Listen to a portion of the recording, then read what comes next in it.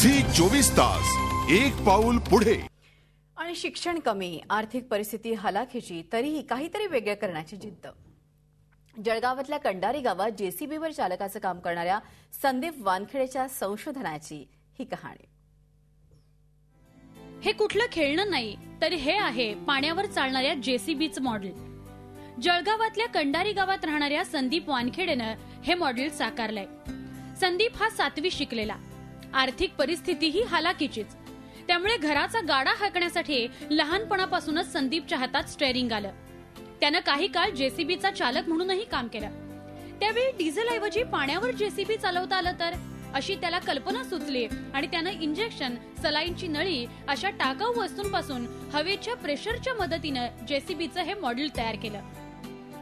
ते इंजेक्शन डॉक्टरकडून आणले, घेतलेले, मग ते इंजेक्शन पासून ते सलाई आणल्या, मग त्यांच्यामध्ये पाणी भरलं, मग ते इंजेक्शन दाबले की मग ते वर जायचे, मग मागे यायचे, याच्याने ते सिलेंडर तयार झाले। माझ्या मुलाचं शिक्षण झालेलं नाही आहे, 7वी पास आहे, पण माझ्या मजबुरीनं माझ्या मुलाने जेसीबी 3-4 महिने चालवली आणि ते पाहून माझ्या मुलाने ते घरी बनवली। गावकऱ्यांसाठी हे मॉडेल म्हणजे सुखद धक्का आहे। इंधनाला सक्षम पर्याय ठरू शकणाऱ्या या मॉडेलचं तज्ञांनी योग्य संशोधन करावं, अशी गावकऱ्यांची अपेक्षा आहे। आता येणाऱ्या काळात डिझेल आणि पेट्रोलच्या किमती वाढत आहे, त्याच्या अनुषंगाने आपण विचार केला तर आपण हे संदीपनं जे मॉडेल तयार केलेलं आहे याच्यावर जर संशोधन झालं तर येणाऱ्या भविष्य काळात इंधनावर आपण याचा योग्य प्रकारे याचा वापर करू शकतो।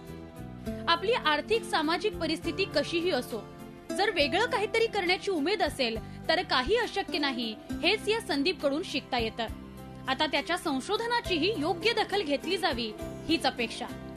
झी 24 तास साठी जळगावहून विकास भदाणेसह ब्युरो रिपोर्ट। झी 24 तास, एक पाऊल पुढे।